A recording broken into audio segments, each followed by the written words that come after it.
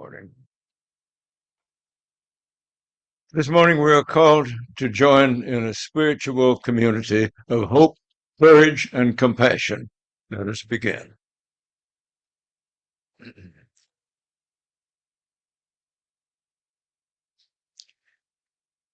Whenever this fellowship gathers, we light a chalice, a symbol of the light of truth and the warmth of love.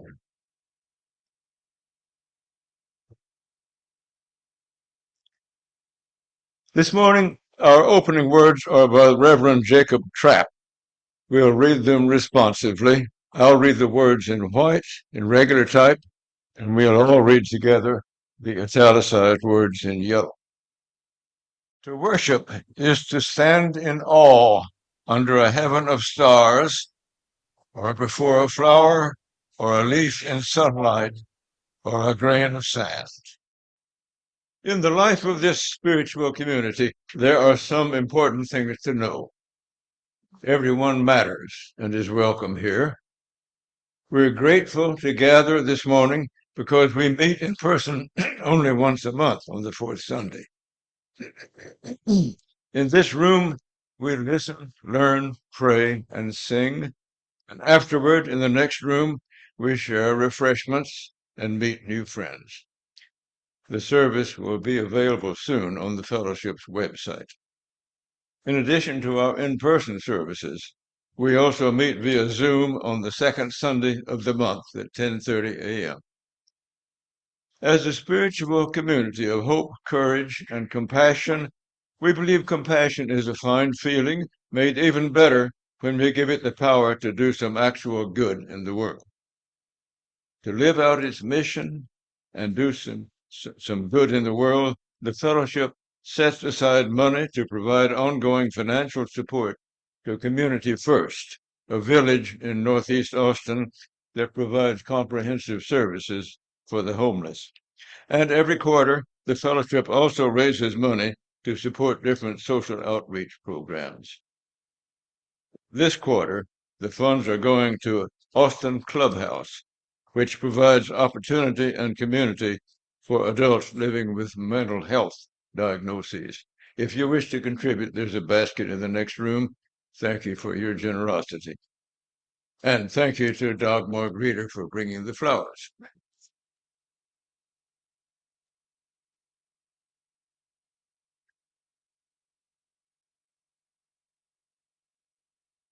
Good morning. Morning. This morning, we gather to pray and to reflect. And I get to read this beautiful prayer provided to us by Carol for the second time. The last time was at Dagmar's house. We gather today as we are, wherever we are on life's journey. We gather in compassion for ourselves and for all of us in this country and around the world who yearn for justice, for truth, and democracy, and for food, water, shelter, and safety. If some of you are feeling particularly burdened, if somehow you are feeling less than you want to be, hear these words of assurance. We need not be perfect. We need not be whole. We need not be 100% all the time, or even most of the time. We need not even be right as others judge what is right and what is wrong. But if we are together in love, then we are beautiful in the eyes of each other and the holy. We gather to rejoice with those whose hearts are light and laughing, because for now the clouds of despondency are parted, and starlight or sunlight is shining through. Any community of faith must believe it has a higher purpose, and ours is to do what we can to make the world a better place and to help each other become our best selves. Then may it be so today, in this sacred place, on this beautiful planet, our only home. Amen, and blessed be.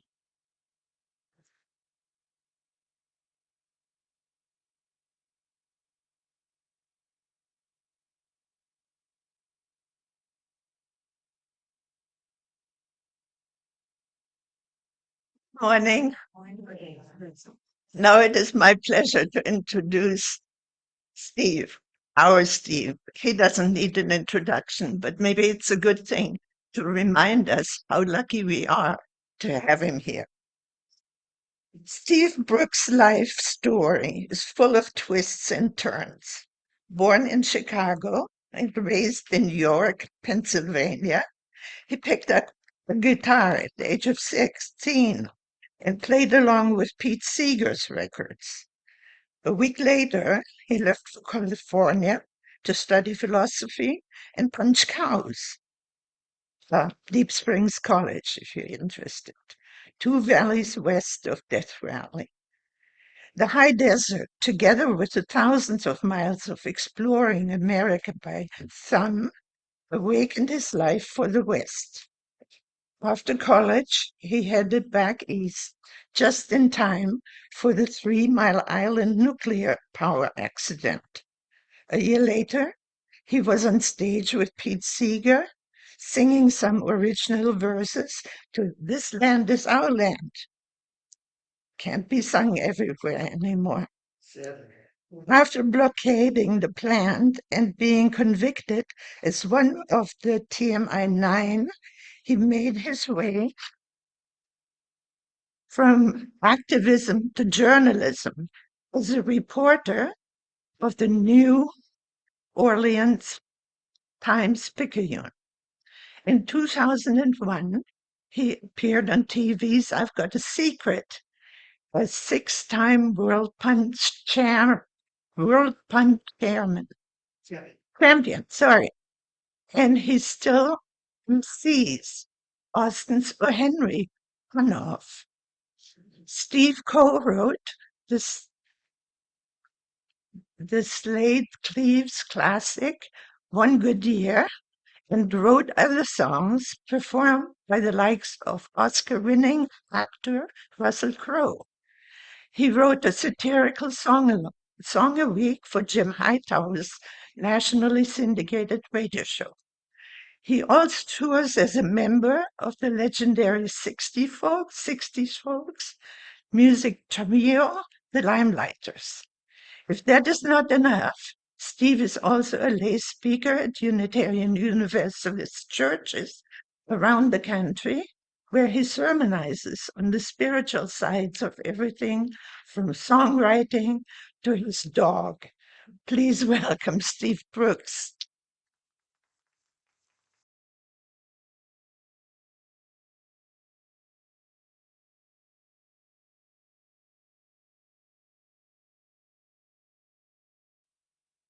Lie, cheat, and steal. That brings us right to the topic of the Attorney General of the state of Texas. The Ten Commandments are in the news again, thanks to Texas. Last year, the legislature required all public schools to display them in frames or on durable posters.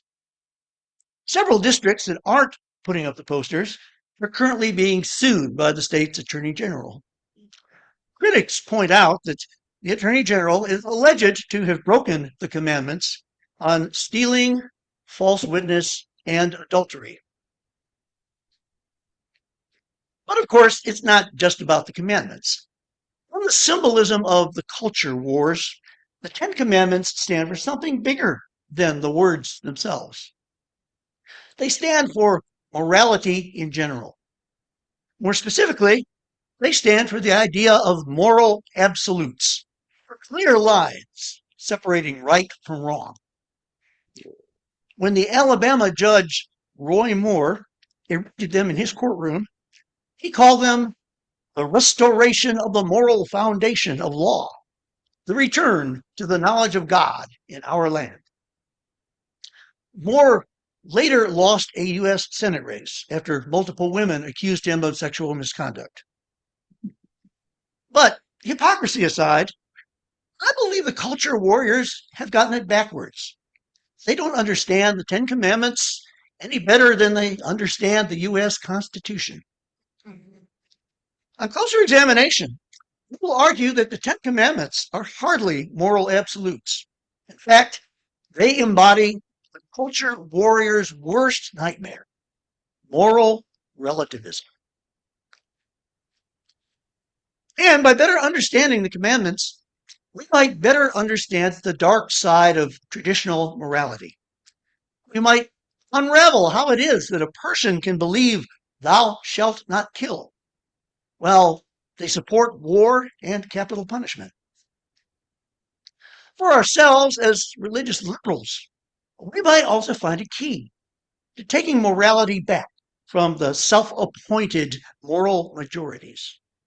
At a time when many of our hard-won freedoms are under attack, from reproductive choice to queer rights, we can defend moral relativism, not as a road to lawlessness, but as a path to human progress.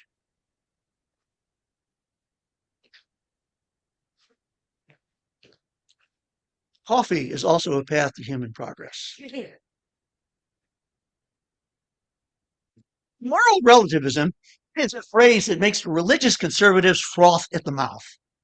Judge Moore defined it as anything goes, including lying, cheating, and stealing. Thank you, Judge.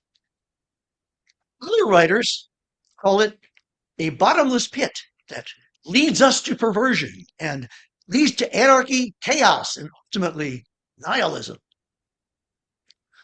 The core of their argument is this: without a stern supernatural father to set limits, all hell is liable to break loose. As Dostoevsky famously asked, how is man going to be good without God? The Ten Commandments, however, raise the opposite question. How can people be good with God? You might think I jest, but bear with me, as I indulge in a bit of forensic theology. Call it CSI Exodus. Let's start with the commandments themselves. When I reread them, I'm surprised by how reasonable they sound. Drop out the G words, and nothing conflicts with our Unitarian Universalist principles. Stripped of burning bushes and parted waters, we're a simple set of common sense rules for civilization. Don't kill. That's a good start. Don't lie and don't steal. Respect the people who raised you. These commandments are speaking to a people who are fresh out of slavery, learning for the first time how to govern themselves. At heart, they are simple rules for relationships. I find it refreshing that the list is so short. Apart from adultery, it includes no taboos about sex. The Bible doesn't start to micromanage human behavior until the following book, Leviticus.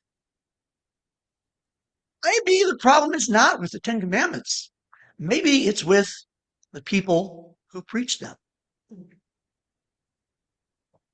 Look at religions based on the Ten Commandments, from the Crusades to the Spanish Inquisition, from burning witches to owning slaves.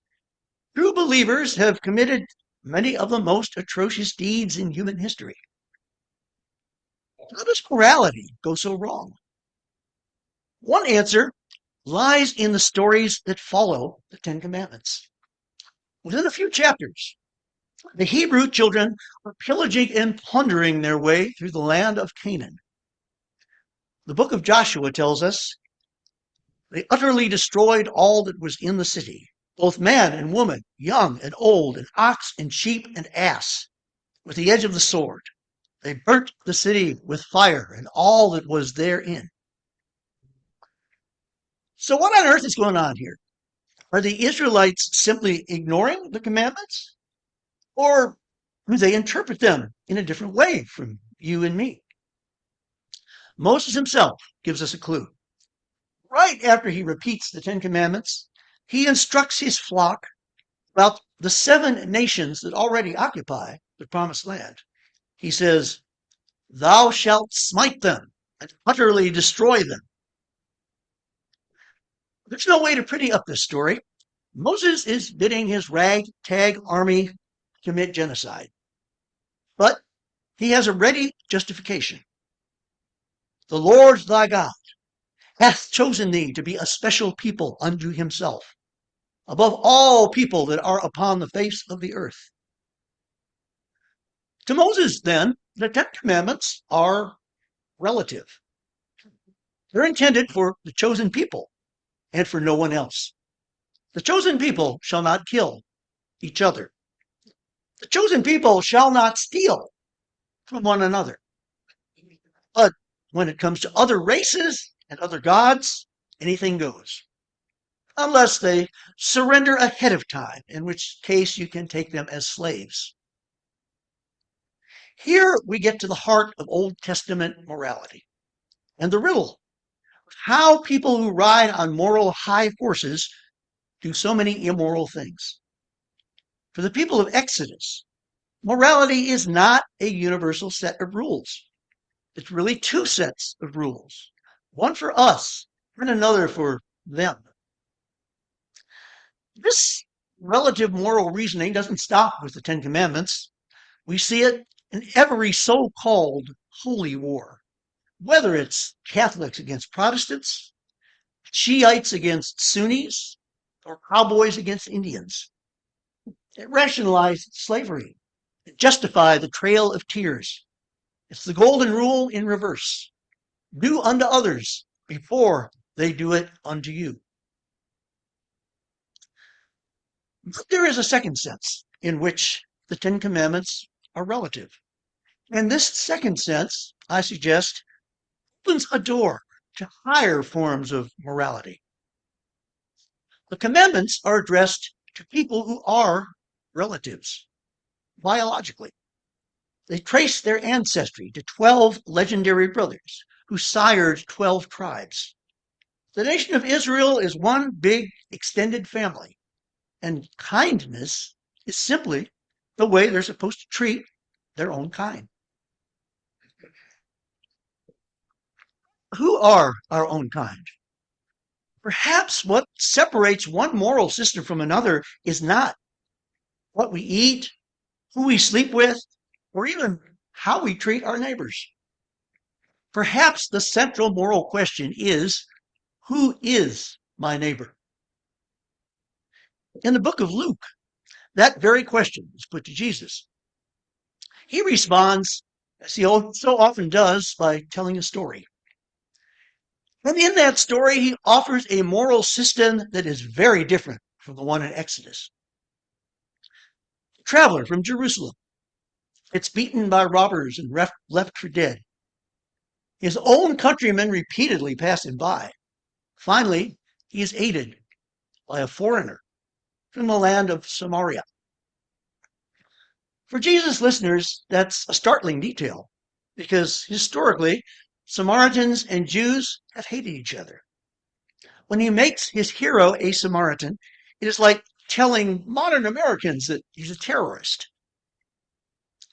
At the end of the story, he turns the question back on the person who asked it.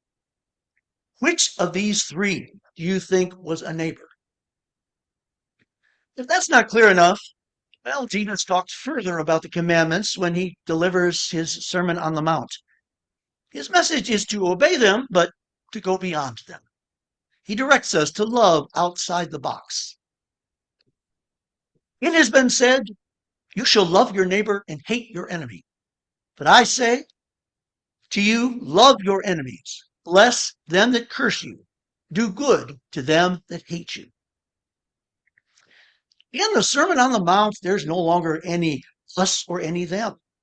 Regardless of where they live or what they do, every human being is a neighbor. Or, as we describe it in the UU tradition, the inherent worth and dignity of every person. Why should morality stop with human beings? In the Lakota Nation of the Great Plains, a central moral principle is to treat your relations with respect. What's different is the meaning of the word relations. All my relations is a common expression in Lakota prayer, but it takes in more than human beings. It includes plants and animals, the rocks, four winds, and the four directions. Hear me, 4/4 of the world, calls out the medicine man Black Elk. A relative I am. Give me strength to walk the soft earth, a relative to all that is. Black Elk approaches creatures, plants, and pebbles with the same reverence as his two-legged kin. Before he takes a willow sapling or a buffalo, he asks its permission. In return, he leaves an offering, such as the sacred herb tobacco. We can view such rituals as animist superstition, or we can view them as putting into practice the interdependent web of existence.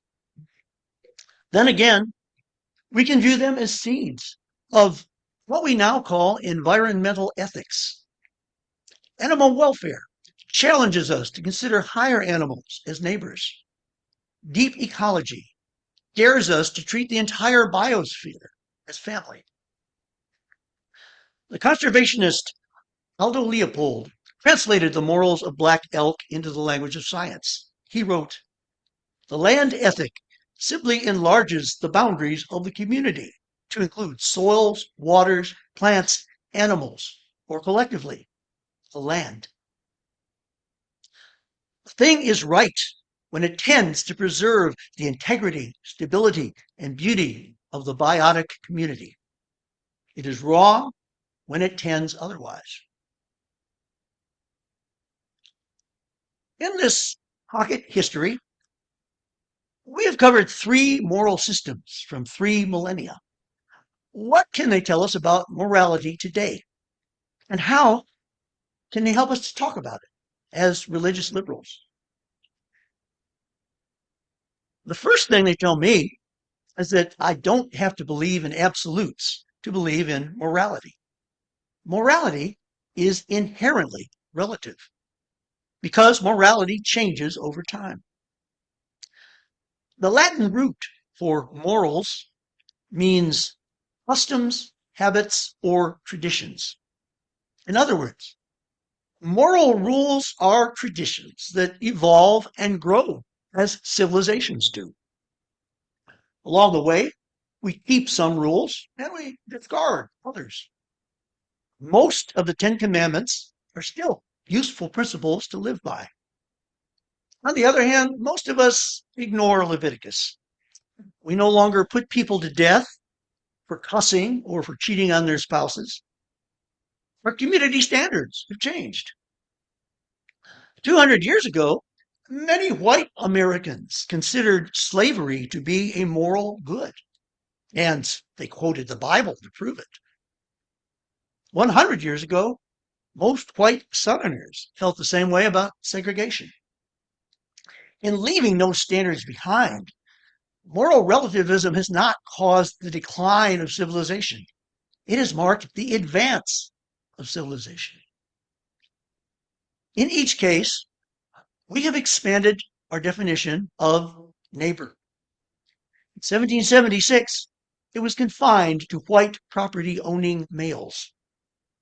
In our lifetimes, Americans have opened the circle to minorities and women, gay men and lesbians, and more.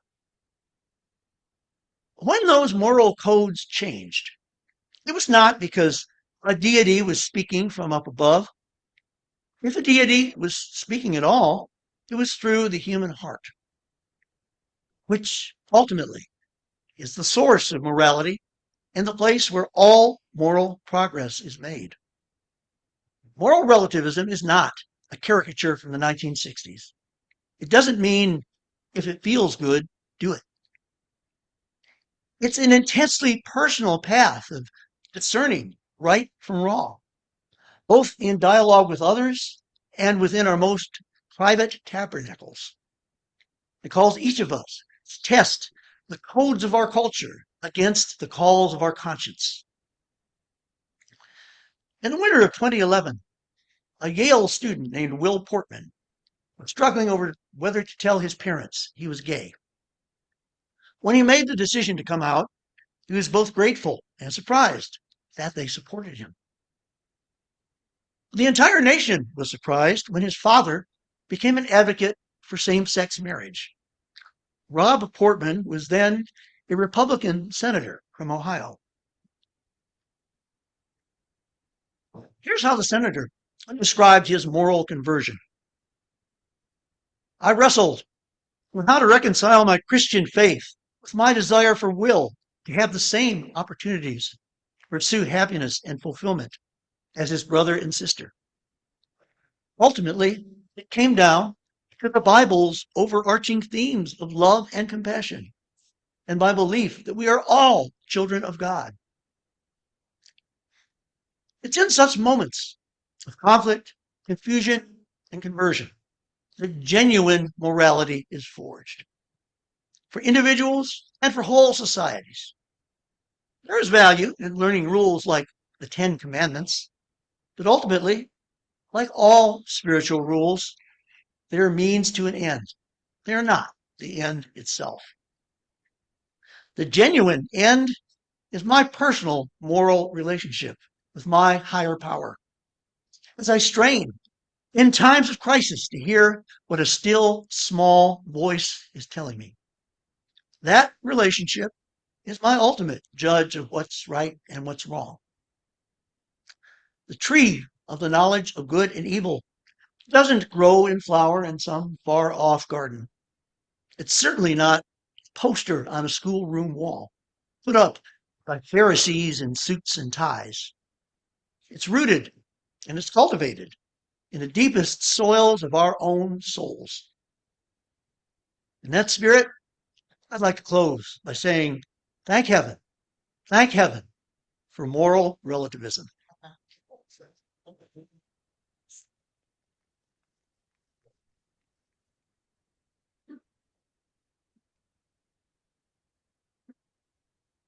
As we leave this sacred place, may we carry the light within us out into the world and into the needs of our lives.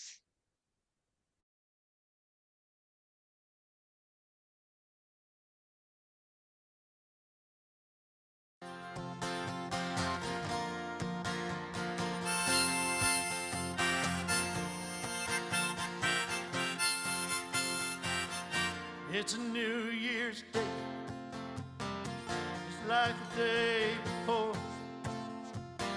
Same old sky of gray, empty bottles on the floor. Another year gone by, and I'm thinking once again, how can I take this blue